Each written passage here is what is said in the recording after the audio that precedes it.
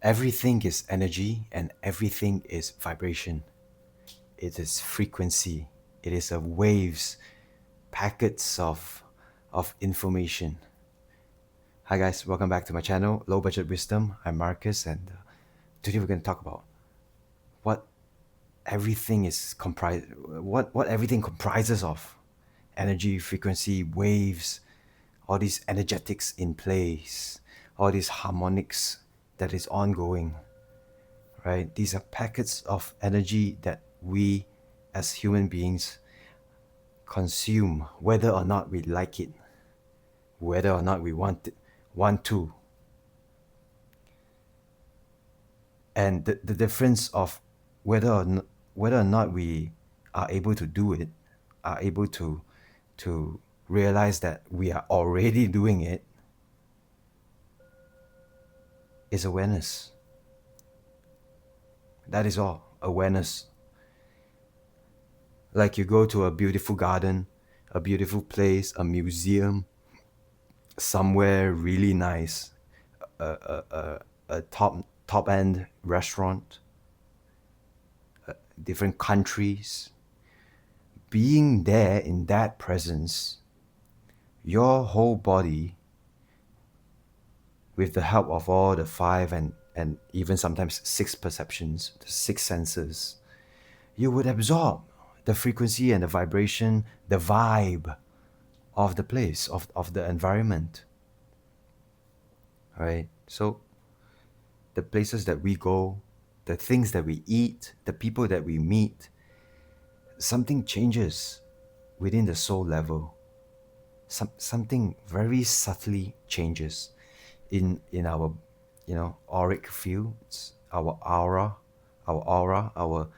energetic field, our vibe,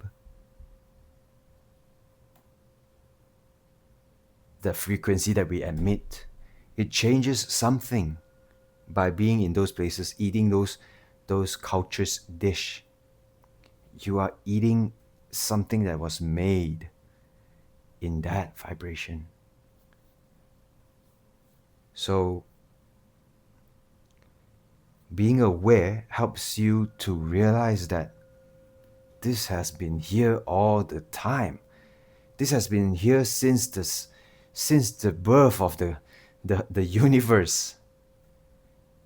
Before there were even humans on Earth. This has been happening for civilizations over civilizations, you know?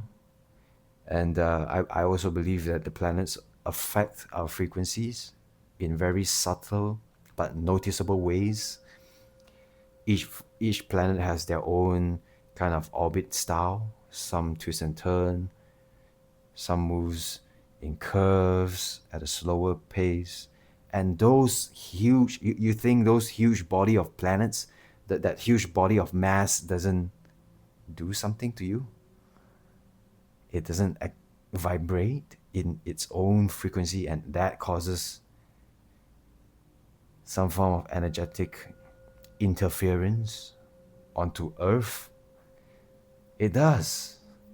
We're all swimming in a soup of frequencies and vibrations and waves and electromagnetic fields and energy and all that. It's a huge soup. Yeah, air might not be something to us, but so is water not something to a fish.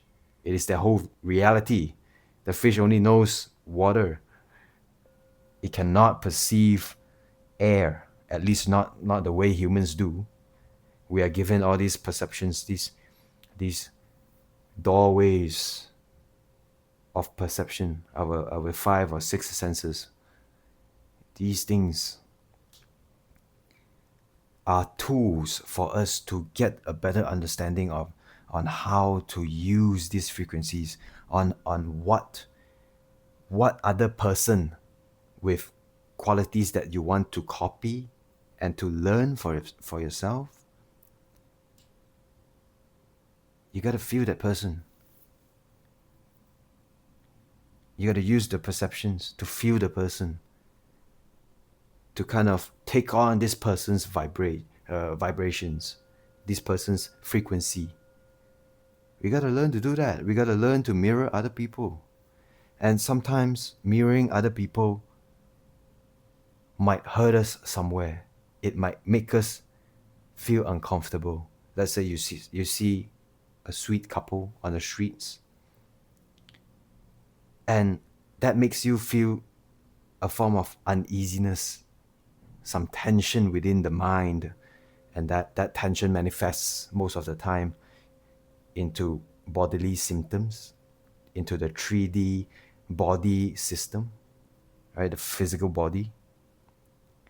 And so sometimes it may hurt. And when it hurts, ask yourself, why is this thing bothering me? Is it because I would like to have those qualities of a loving relationship as well? But, there's always that but, right? But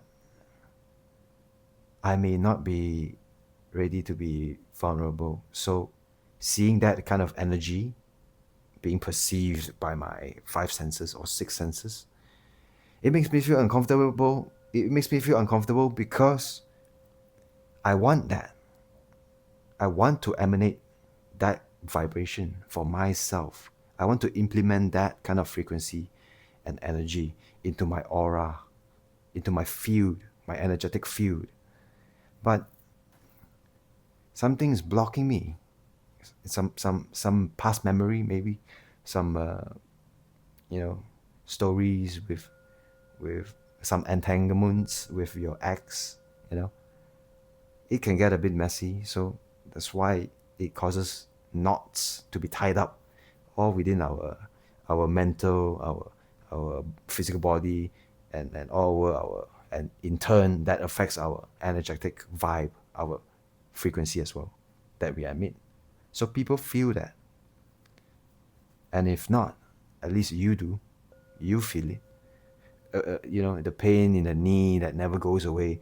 That is telling you something. You gotta, try to follow that feeling and try to feel your body. Try to feel where is that knee's pain coming from.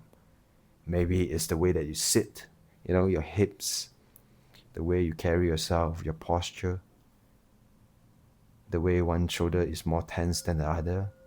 Then if you notice that one part of the shoulder is more tense than the other, and if you notice that, great. Now consciously relax that shoulder. Take a deep breath. See how far you can go in relaxing your body.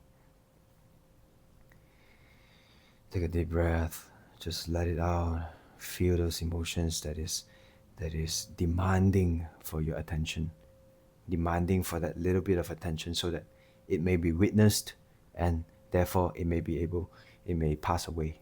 It may pass on. Right? So that is kind of what I believe energetics is all about within a huge soup. And we want to emanate people. We want to emanate the vibrations and frequencies of a place, a certain country, a certain place that draws you in, a certain culture, right? Going to that place, you are standing there in awe of the mountains, of the high-rise buildings. You're in awe of the huge cities or the green forests. You're in awe in all that beauty, and you're soaking into that energy. And I also believe that's why cities are built where they are built. For example, certain cities are built around only one area in that whole country. Yeah. So I believe that that area of that part of the country vibrates with the energy needed to build a city, to move the people with the same rhythm, the same energy and vibration of a city. And those people would use that energy. They would align themselves with that energy, and they would start building They will start opening businesses around that center, right? It's an energetic spot. Each city of every single country is a city today because that part of that country is an energetic, spot. Is a huge energetic spot. It vibrates, it breathes, it's alive, it's conscious. It has anything that vibrates has a life, has a certain consciousness to it. We may not be able to perceive, a rock communicating back to us, or sometimes even plants. We don't understand their language of frequency, but we can learn. We can learn.